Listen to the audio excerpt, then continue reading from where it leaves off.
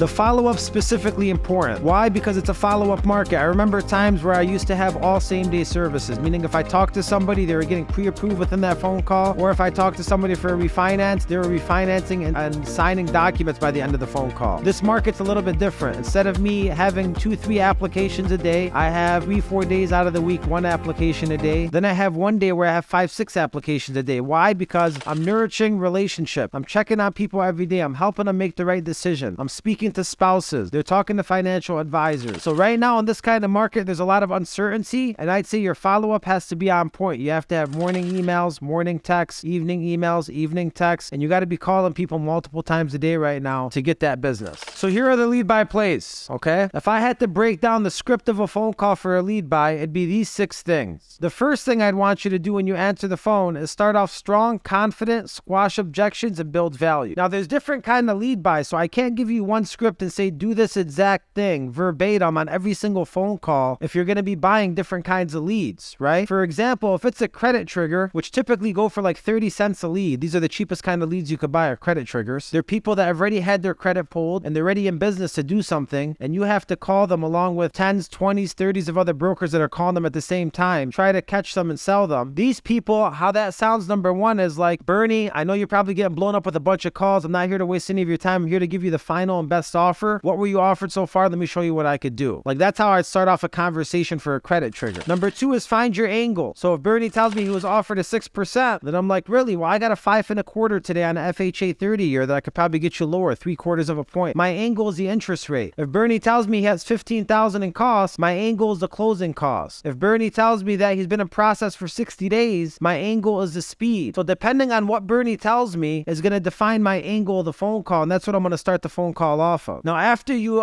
provide the value, squash the objections, find your angle, you want to build a relationship. How do you build a relationship? You build a relationship through qualifier. One broker could ask boring, plain questions. How much is your house worth? Or what budget are you looking for? How much do you make a year? What do you have in the bank? You could be very robotic, or it could be how much do you have in the bank? How was that for you? How much would you like to have? What would you do with more? I remember when I had a little in the bank. So you could ask qualifying questions in a robotic fashion, or you could ask qualifying questions and go 3 layers deep and build a relationship through those qualifiers. If you do that, you're going to end up discovering some emotion, whether why this house and purchasing this home is so important to them, or why saving money is so important to them. And when you discover that and you go deep into that, your presentation is going to be based off of that. So you're pitching off of the emotion. And then you're going to follow up, land, air, and see, like I've told you guys. So I think this is the script for lead buys. If it wasn't a credit trigger, somebody on lendingtree or freerateupdate.com or lowermybills, it'd be like, hey, you're flagged for a phenomenal opportunity on lowermybills.com. It's a crazy time out there in this world, and my only job today is to help you get through this recession and save some money. What were you looking to get done? I want to get rid of these credit cards. That's my angle. I say, look, I help people with that all the time. As a matter of fact, that's what I specialize in. I'll make sure to consolidate these debts for you and put you in a good long-term plan and learn a little bit about your goals. Then I move on to building a relationship through qualifiers, discovering emotion, pitching off the emotion, and following up, land, air, and see. So I'd write these 6 things down if you're going to be doing lead buys. And even if you're not, even realtor referrals, these 6 things down, and customize your own play of how you would go through these 6 things, because the way it's going to sound for Belinda and the way it's going to sound for Justin is going to be completely different. Every single person has their own uniqueness. Some people are aggressive, some people are passive, some people talk faster, some people talk slower. Figure out the way it works for you. But these are the 6 things I'd say if I had a checklist and I had to listen to your phone call and I could check all 6 of these things off, I'd be like, I want this person on my team. I think they could convert pretty well. If they put in the work and they work with a certain amount of leads and they do everything the right way, I think they could convert pretty well and they could make it in this market. And then the follow-up. We went over the brand text and the brand email. We went over the presentation text and the presentation email. But then there's also like day 2, day 3, day 4, day 5, week 1, week 2, month 1, month 2 emails and texts that we got to build out for these clients to make ourselves the obvious choice when they're ready to move forward, when they find the house, when they stop trying to wait because you provided enough value to tell them it's not a time to wait right now. Whatever that is, we got to prove our value through follow-up. It's just like we talked about on the other training. Be the side chick till you can be the main chick. Well, if they need some time, you're considered a side chick until you prove that this is the time to do it now. That's when you become their main chick at that point. And it's the same exact thing. So I'd say these are the 2 most important things when it comes to lead buy. How do you handle the phone call? How do you follow up? There's not much other than that we can control besides these 2 things and just spending the money and getting the leads. So I have some templates I'll share with you. This is like a refinance template showing debts we're paying off, going over the emotional goals, and going over every single segment of the presentation. A lot of us send out disclosures and loan estimates. Look, I don't think that's the way to go. I think loan estimates are ugly. I think they could be very confusing. I think they could scare people. So I'd rather send out a loan estimate in my own way, my customized personal way, telling them this is what it is. The closing costs are only $8,500. The only thing we accept from you is a deposit. The escrow is only $1,200. We're rolling it in as a courtesy. You could skip a payment. You would get an escrow refund check. Your new payment's going to save you this much. It's going to help you accomplish this much. I want you to read my email, not a loan estimate and disclosure. So one thing I'll tell you, if you're somebody that sends out a lot of disclosures and loan estimates, you need to stop doing that and make your own templates for that stuff and make it look sexier. Everything must look sexy, everything must sound sexy, and everything must be connected to the emotion. If it's about an RV, then guess what, Shannon? I'm going to find the nicest RV online. I'm going to throw it in there, tell him how much it costs, and tell him he's going to go live his dream in that RV, if that's what he needs cash for. If it's about his dream home, and the most important thing is a man cave, I'm going to find the best man cave in the market and tell him, hey, this is a house in your area. Check out the man cave on it. Let's get started with this purchase agreement. Let's go make an offer on this house. Whatever is important to them is going to be in that email from me. If they're a shopper, I'm going to send them an email telling them why they shouldn't shop. Here's an article. Lenders stop taking applications. Here's a loan estimate from one of my clients that went through a 100-day process. Come on, Tony. You want to be stuck in a 100-day process to save $1,000 in costs? $1,000 in costs. Am I worth that to you, Tony? $1,000 divided by 360 months is $2.78 a month, Tony. Am I worth $2.78 a month? Am I worth a McDonald's coffee to you, Tony? I'd hope I am. And if I am, the next steps of the process are super simple. Boot up your computer. We're going to sign these documents. You're going to get it done with a trusted lender and a trusted person, and I'm going to be with you every step of the way. We're not going to go to Home Depot, Loan Depot, Mortgage Depot, or Lowe's or Costco to get a mortgage. You're going to come to me because this is what I do. And like that comes with a brand email. So again, the theme of this so far, and we always go back to this, is custom value, custom value, custom value, custom value. Regardless of what I'm doing, if I can provide custom value to somebody, then I'm going to be doing a good job, okay? And people are going to come back to me because they want custom value.